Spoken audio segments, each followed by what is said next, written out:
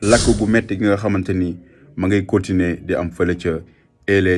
Los Angeles États-Unis ay quartier yu bees yu lakk gi laal mu nekk situation bu doy waar ba 24 personnes ñoo si ñàkk seen bakkan autorités yi nag wax ni na population bi rester extrêmement vigilante ndax lakk gi ba léegi mu ngi continuer di def ay dégâts lu toll ci 12 000 bâtiments wala caravane détruire nañ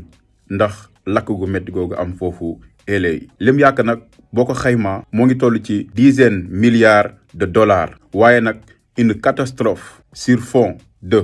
polémique politique ñenn ñi ngi commencé di laaj naan la section des autorités ñu ni pompiers yi nga xam ne ñoom ñooy fay lakk gi dañ cee néew doole lool. ba pare mu bëri ay critique ci maire démocrate ba fa nekk foofu ca LA di Los Angeles nga xam ni moom nee na assuré na ay services am ñoo ngi woon sur la même longueur d'onde te maire bi démocrate la moo tax Trump dal ci kawam ni leen les politiciens incompétents amuñu benn idée de la manière pour fay lakk googu nga xamante ni moo ngi am LA foofu ca États-Unis muy lu doy waar nag version yu nekk ñu ngi génn ñu naan lakk gi daaw ñu koy def ci àll bi ñi naan dafa am drone yoo xamante ni ñoom ñoo koy sooke waaye ba léegi ñu ngi wóyal daal di def enquête am na ci nag ay suspects yoo xamante ni sax nee nañ ñooñu bokk nañ ci ñi doon taal forêt yi gënoon mag biir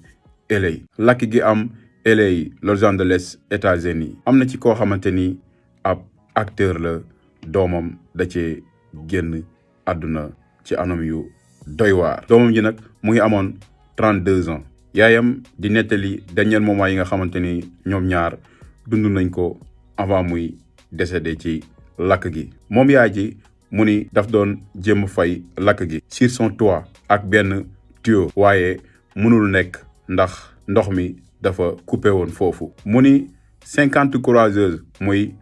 sapeur pompier yi nekkoon foofu amuñu woon tamit benn ndox ci journée bi yépp moom nag benn instant doom ji ni ko bàyyi ma dem waaye mu ni neexul benn yaay gis doomam di dem te moom yaay ji nee na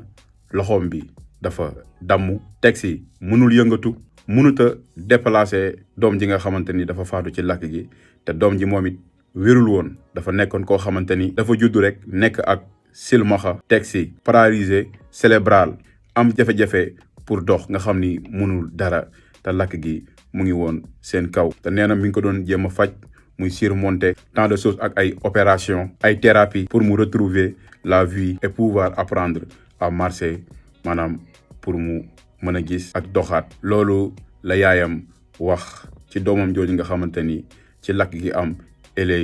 ci la faatoo ci anam yu doy waar te nombreuses villas célébrités yu dëkk biir Los Angeles yàqu nañ si abonné aimé commentaire te bu leen fàttee laal favori am na ku nu soupçonné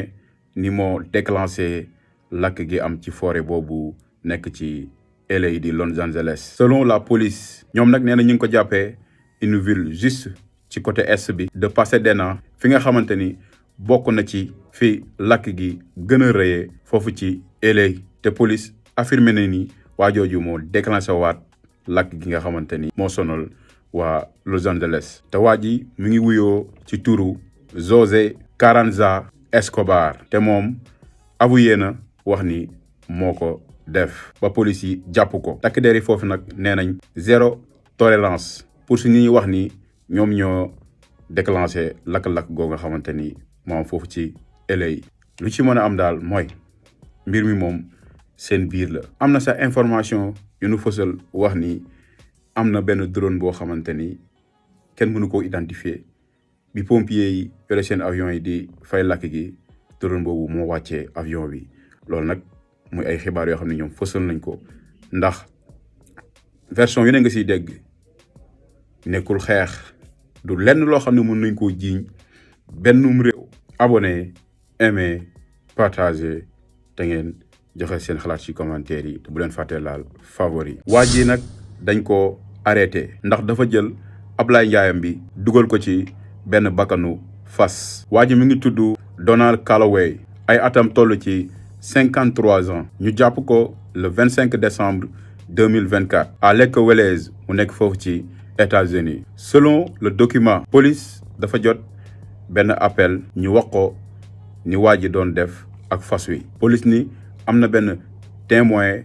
anonyme boo xamante ni wax na ni dafa gis waa ji muy mballu ci wetu boppu fas bi te fas bi 28 ans rek la am. ba tey témoin bi affirmé wax ni waa ji da doon tapoter yaramu fas bi mu doon jéem a jël Abdoulaye Ndiaye pour dugal ko ci bakkan fas bi. continuer di yëg bànneex buy raay fas bi. waaye policiers yi wax ni vidéo bi nga xam ni gis nañ ko wanewul réellement waa ji daf doon dugal Abdoulaye Ndiaye bi ci bakkanu fas bi. waaye ñu wane ni lim doon jéem da lay jox impression day essayer contrairement de le faire. loolu ci jublu bi nga xamante ni nag police séq na wax ak waa ji moom waa ji nag mu ni c'était peut-être juste benn moment de frustration sexuelle. est-ce que en tout cas doy na waar lool mag mu am 53 ans di fooye ci yaramu fas bay am intention wu jël Abdoulaye Ndiaye bëgg ko dugal ci bakkanu fas bi ngir yëg bànneex. loolu moom doy na waar waaye ca États-Unis la amee. waaye am na nit ñu bon ñoo xam ne tamit de ñu ngi seeg mala yi de loolu rek la ñu def. yàlla nañu ci yàlla musal.